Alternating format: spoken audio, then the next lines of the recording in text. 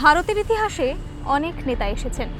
কেউ আন্দোলন করেছেন, কেউ ভাষণ দিয়েছেন, আবার কেউ ক্ষমতার শীর্ষে পৌঁছেছেন।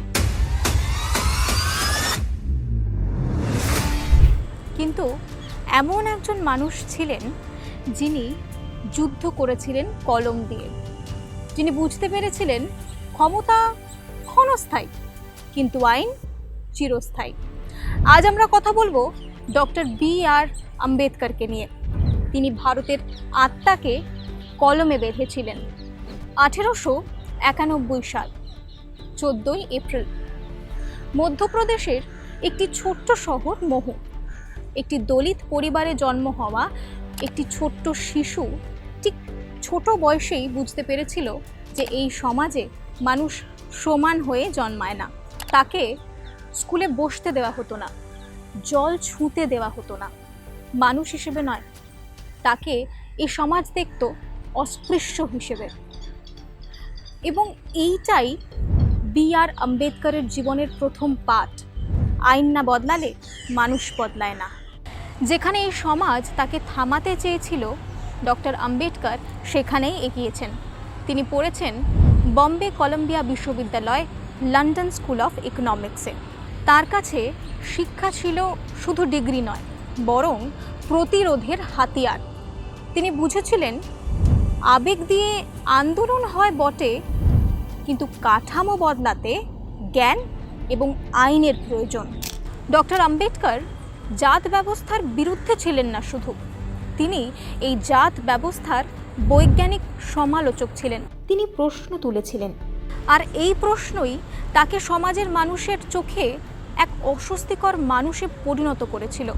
কিন্তু ইতিহাসে পরিবর্তন আনে এই অস্বস্তিকর মানুষরাই।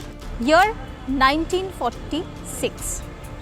এই সময় যখন ভারত স্বাধীনতার পথে, তখন এক প্রশ্ন আসে, দেশ চলবে কি করে? আর ঠিক তখনই উত্তর আসে সংবিধান। Doctor B R. আম্বেদকর ড্রাফটিং কমিটির চেয়ারম্যান হলেন। এই দায়িত্ব নেহাত সহজ ছিল না, কারণ তিনি শুধু আইন লিখছিলেন না, তিনি লিখছিলেন একটা ভাঙা সমাজকে আবার পুনরায় গঠন করা এবং তাকে এগিয়ে নিয়ে চলার জন্য একটা দলিল। ডক্টর আম্বেদকরের সংবিধান শুধু নিয়ম নয়, সেখানে বলেছে সকলে আইনের চোখে সমান। এছাড়াও ধর্ম আমাদের দেশ অর্থাৎ এই রাষ্ট্রের উপরে নয় এবং দুর্বলকে সুরক্ষা দিতে হবে। তিনি জানতেন গণতন্ত্র মানে শুধু ভোট নয়, গণতন্ত্র মানে সামাজিক ন্যায়। ডক্টর আম্বেদকর কখনো আপোষ করেননি, কোনো রাজনৈতিক দলের সঙ্গে নয়, কোনো আবেগের সঙ্গেও নয়। আর সেই জন্যই হয়তো অনেক সময় তিনি একা ছিলেন।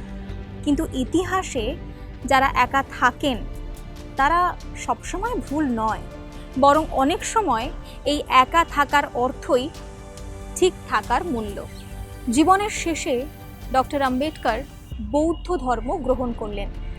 এটা তার বিশ্বাস বদল ছিল না, এটা ছিল তার প্রতিবাদ। তিনি বলেছিলেন যে ধর্ম মানুষকে অসম্মান করে, সেই ধর্ম বদলানো নৈতিক অধিকার। আজ আমরা ডক্টর আম্বেদকরকে স্মরণ করি, মূর্তি বানাই, ভাষণ দিই, কিন্তু আমরা কি সত্যি সংবিধান মানি, নাকি শুধুমাত্র তার ছবি ব্যবহার করি?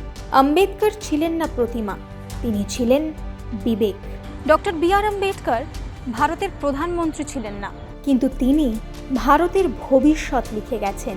তিনি আমাদের শিখিয়েছেন দেশপ্রেম মানে শুধু আবেগ নয়, দেশপ্রেম মানে একটা ন্যায়, একটা দায়িত্ব। আমি পায়েল, আপনি দেখছেন অংশু নেটওয়ার্ক। ইতিহাস এখানেই শেষ নয়, ইতিহাস এখান থেকেই শুরু।